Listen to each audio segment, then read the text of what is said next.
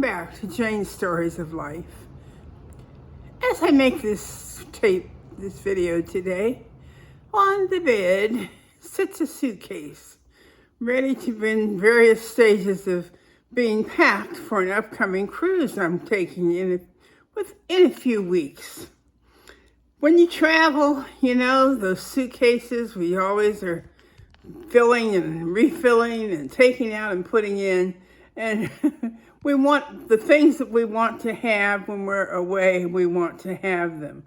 Well, that made me think about some of the adventures that we've had with suitcases.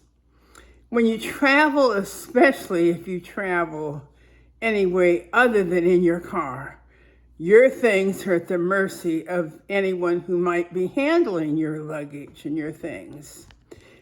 I've seen some tapes recently of the way that suitcases are handled by airport personnel. Sometimes they are just carelessly thrown around. The same can be true for those that work at cruise ports. We've had some experiences with suitcases that have been damaged, lost, and even stolen.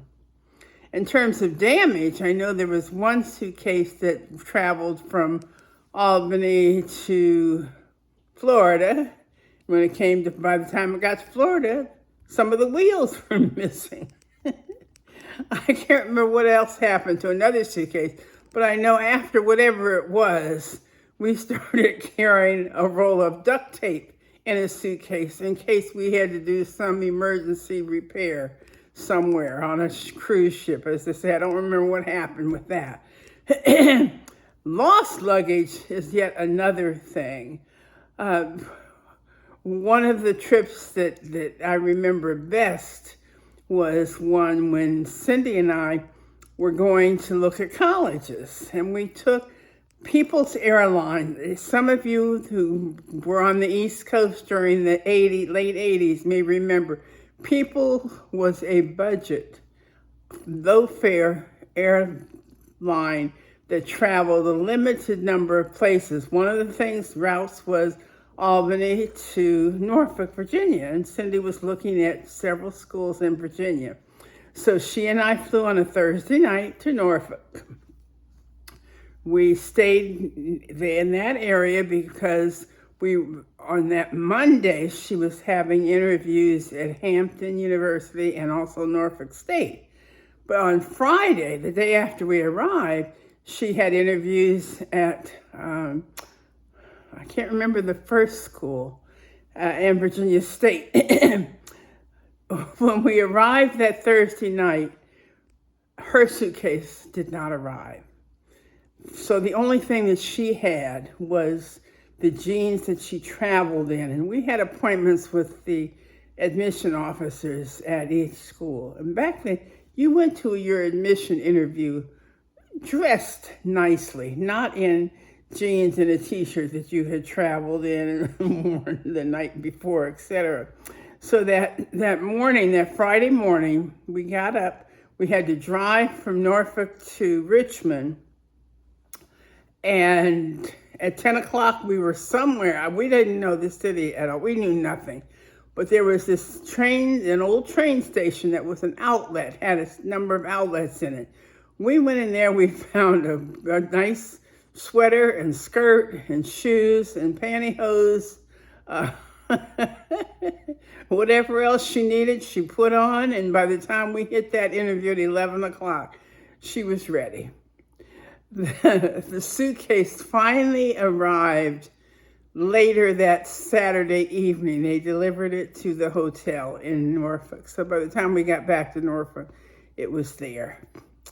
The other time that a suitcase was missing was once when the family was going to a Delta Regional in Baltimore, and we drove. We got there, and as we were unpacking, I said, "Where's my garment bag?" Well, somehow my garment bag was left on the bed in Schenectady. We're in Baltimore.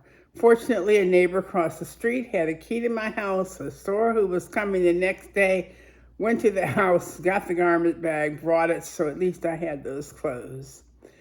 The most dramatic thing that happened, however, was the bag that was stolen. Morgan and I had flown to Atlanta to attend a wedding.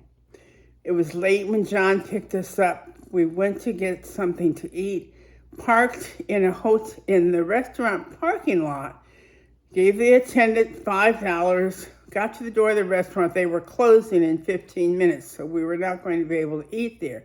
We walked a block to another restaurant, ate, came out. John said, "I'll get the car." When he pulled up, he said, "Mom, be careful, there's glass everywhere." We were victims of what the police told us was called a smash and grab robbery. Our suitcase was stolen.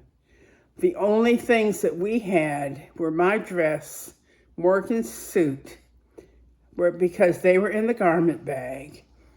All of our shoes, underwear, everything else was in the suitcase.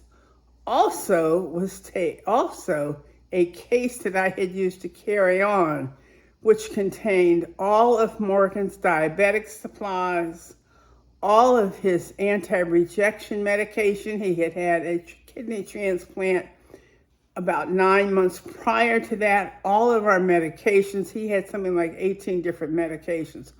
All of them were stolen, never to be seen again.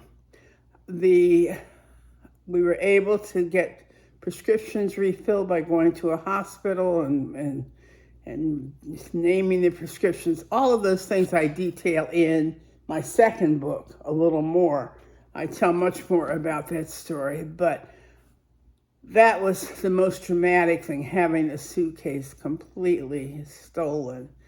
As it turned out, that was not a parking lot attendant at all. That was a random person, I guess, who was hanging around the parking lot, had on a white shirt, handed John a white piece of paper, thinking it was, the usual kind of parking thing next to a restaurant, $5, no question. Well, we learned that day.